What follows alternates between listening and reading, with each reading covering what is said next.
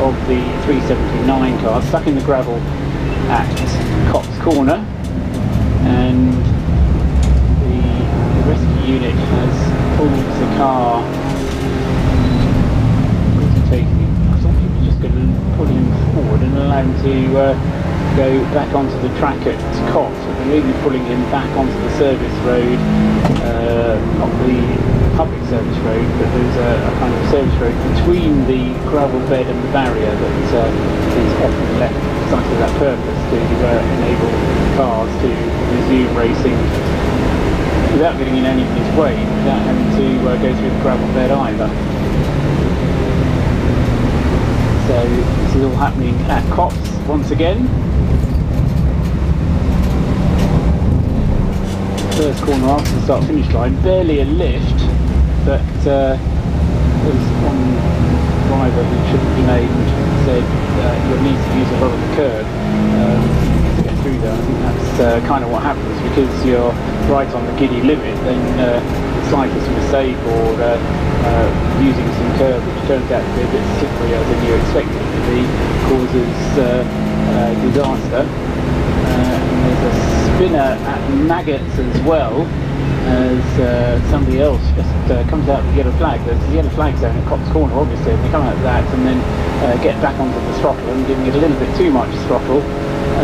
So he is going to be able to resume without hitting anything, without anybody hitting him, but then back up to speed again. So a car off at Cops, spinner at Maggots, rain pouring down, track thoroughly drenched, and here we are with still maybe 15 hours of the 24 hours still to go.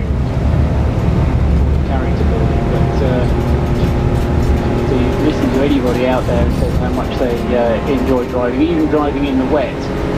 These little Citroen C1 is such fun to drive that you don't have very much power, you don't have very much grip in the wet, so it just becomes even more fun.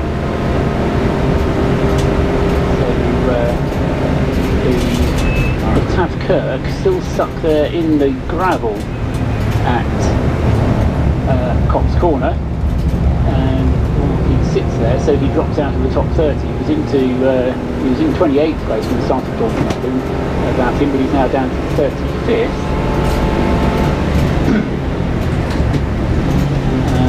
But at the moment, still sitting there. He was being given a tow by the rescue unit. The car, I think now, is probably in a place where he could be joined, but they can't leave to start, would be my guess.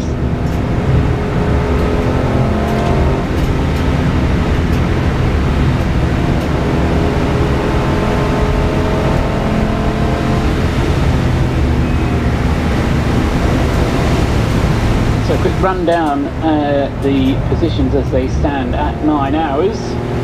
Duncan Stone at the wheel for Viking in the lead of the race, as he has been now for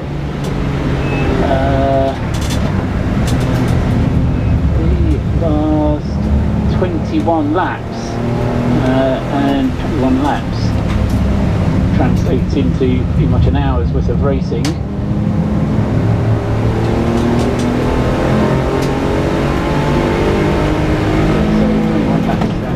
Been the time Duncan Stone has been in the lead of the race, and he has completed 147 laps, is lapping a little bit quicker now in the 325s for Duncan, and his lead is just over 2.5 minutes back to the Citroen Racing Citroen of Adam Burgess, number 376 in second place. Third place, Dan Collett is now 45 seconds behind, so Dan, although his lap time on that last lap was quicker than Adam Burgess, Adam has been lapping consistently for the last 40 minutes or so, more quickly of the two of them, and so Dan has dropped back to the safety tune now of 45 seconds in third place.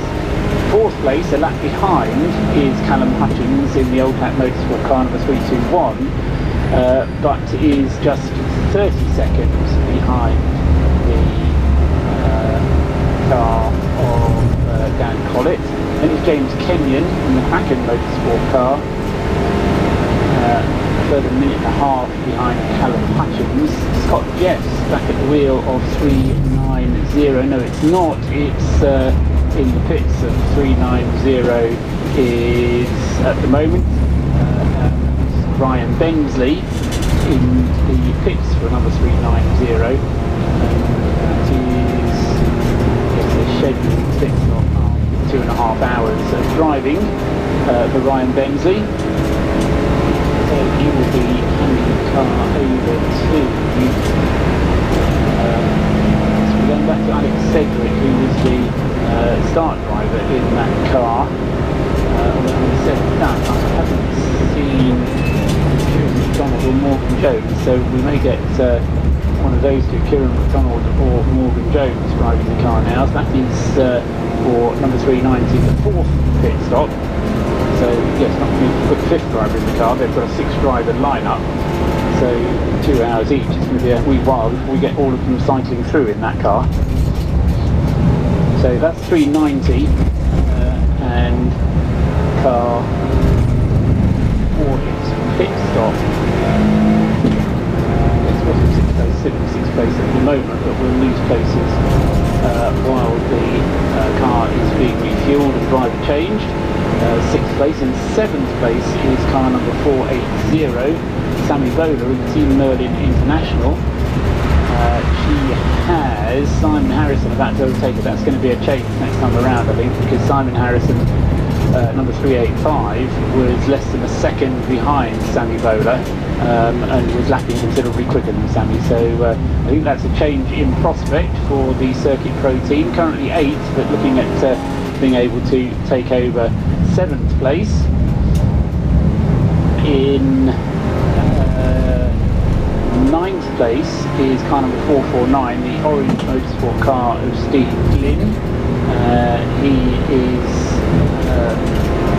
closing in, but slowly, on Simon Harrison, but at the moment that gap is big enough not for Simon Harrison not to have to worry about it. Well, Rob Austin, Tolbar Racing car number 333, rounds out the top 10, and Rob's been out there for 23 laps, so a little over an hour, in fact an hour and a half under safety car conditions. So he'll be using this time to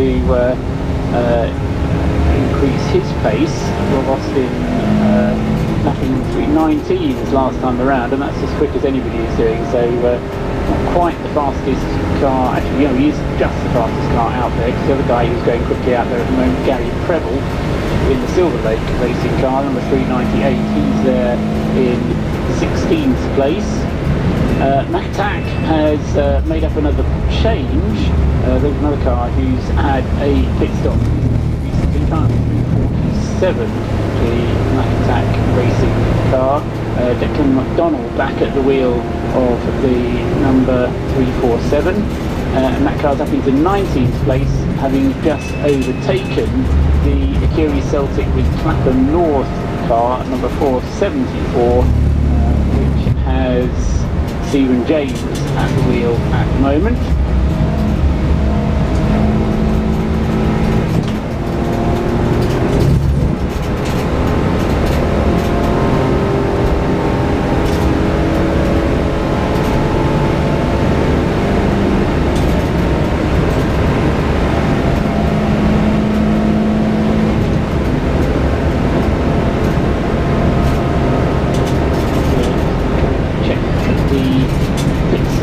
For Ryan Bensley, beginning to lose time in the 390 car, and he's been in the pits now for 4 minutes and 30 seconds, so can't be long before that car should be back out. But at the moment still there getting the fuel, and we'll be able to tell you when he is back out again who the driver is that's taking over from him. But Ryan Bensley still being shown as the driver, because he was the one who brought the car into the pits at the beginning of this pit stop.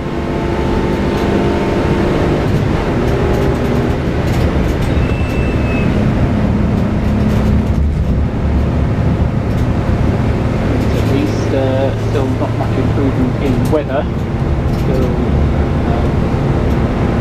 rain falling and the track is very wet and quite a bit of spray being kicked up by the cars as they circulate.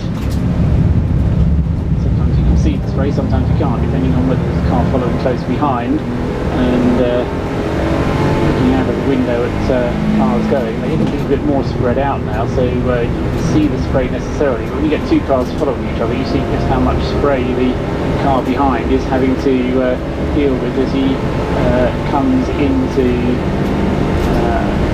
up to try and find a way past the car in front. It's not so bad that you can't see the tail lights or anything of the car in front, but it certainly does mean that you have to pick your line and pick your moment for making overtaking movements. If you're watching it on the Alpha Live stream, then the magic of television pictures makes it a lot less bad looking than it really is. The camera not picking up quite as much of the spray as say when you're actually out there and looking at it there is in real life.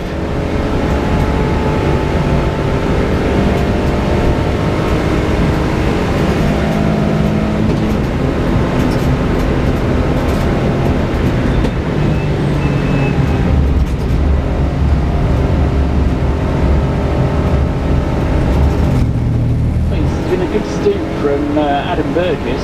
I mean, he's not the only guy out there doing everything, because there's plenty others who are also doing marvellous things with their respective cars. Rob Austin, for example, climbs up through the field once he gets in the car. In fact, everybody who gets into the 333 12-bar car seems to climb up through the field. He's lapping in the 3:16s. Adam Burgess in the 3:21 on that last lap, as is Simon Harrison. 3:23 from race leader, but Dan Collett on that last lap lost a lot of time. 3:32 from Dan Collett, and that means that he's ever falling back into the clutches of Callum Hutchins. I said about half an hour or 40 minutes ago that Dan didn't have anything to worry about from Callum Hutchins, but Callum's been plugging away at it and taking great gobs of time out of the third place car, and to the extent where now Callum Hutchins is just 22 seconds behind, but he's closing on that last lap at a rate of 8 and a bit seconds on the lap. So at that kind of rate of progress, it's not going to take very long, less than a couple of laps, for Callum to be able to make up a place. So he's currently in fourth, Dan Collett's still in third, but the rate they're going, before he runs out of fuel, well, Dan Collett is the one who's going to run out of fuel first. Callum Hutchins going great guns in the 321 car, and that could well see the old Hat Motorsports car making up a place before the end of the stint that we're currently on. And once again, the pendulum, the flow of this race swings to one team, then swings to another, swings back again to one team again, and makes it thoroughly interesting as the various teams have their, I can't quite say moment in the sun, but have their moment when the race just seems to come to them a little bit. 411 now makes its pit stop, the Kraken Motorsport car, and that's another car that is coming in for fuel after quite such a long stint. It's only 5 laps, but again under the safety car. It's been where the fuel is there to be saved, as it were, and that was James Kenyon who's brought the 411 car into the pits out of 5th place, 1 lap behind the race leader, and we'll see who's going to be taking it over as soon as he comes out of the pit lane.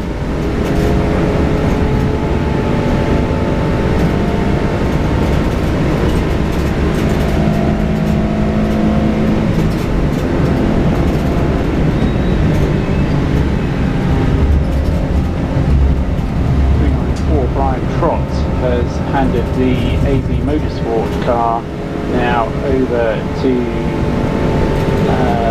Ollie Forward. So that's fallen to 12th place as a result of its most recent stop. List of penalties being read out there for cars that have recently received assistance. 4 or 5 of them on the screen, but they come off the screen before I had a chance to read through them all.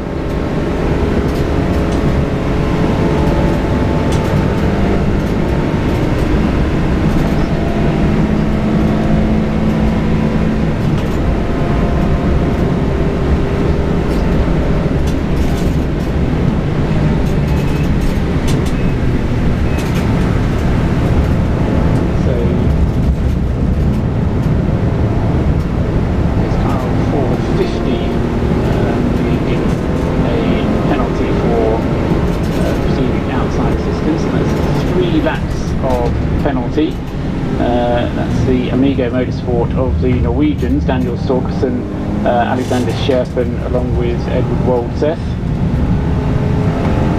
So a 3-lap penalty for car number 450.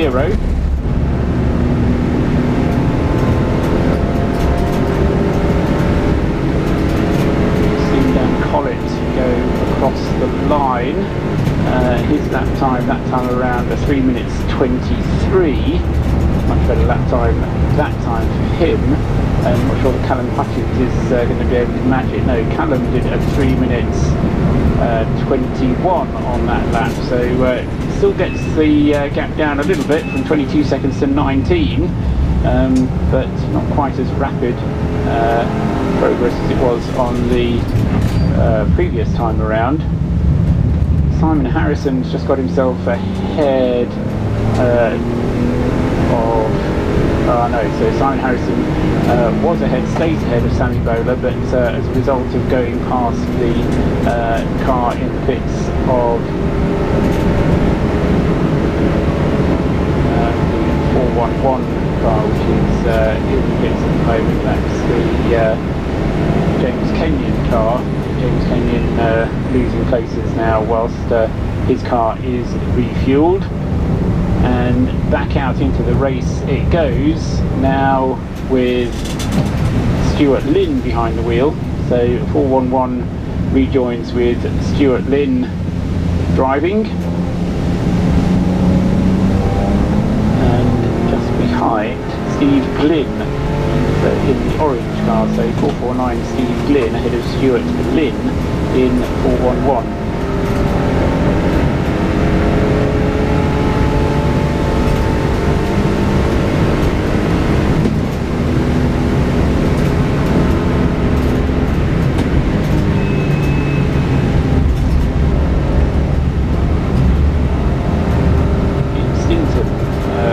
Great guns in the roll centre car. He's closing in on Ollie Samways in the B Engineering Citroen 309. That's 488 closing on car number 399 at the moment. Sorry, 488 closing on 309 Ollie Samways in the B Engineering car. Those two having gone through separated by less than a second at the completion of that last lap.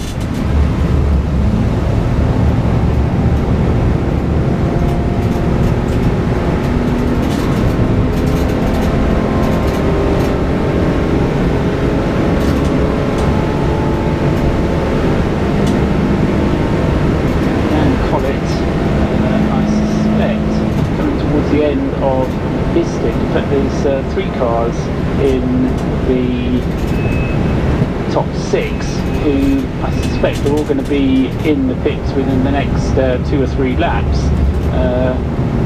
Sammy Bowler out of the car number 480, Dan Collett out of 318, Sammy Bowler in 6th place, Dan Collett out of 3rd place in the 318, and our race leader Duncan Stone all due pit stops fairly soon. Now we'll probably put, won't it, Adam Burgess back into the lead of the race in the Citroen Racing car. 376 was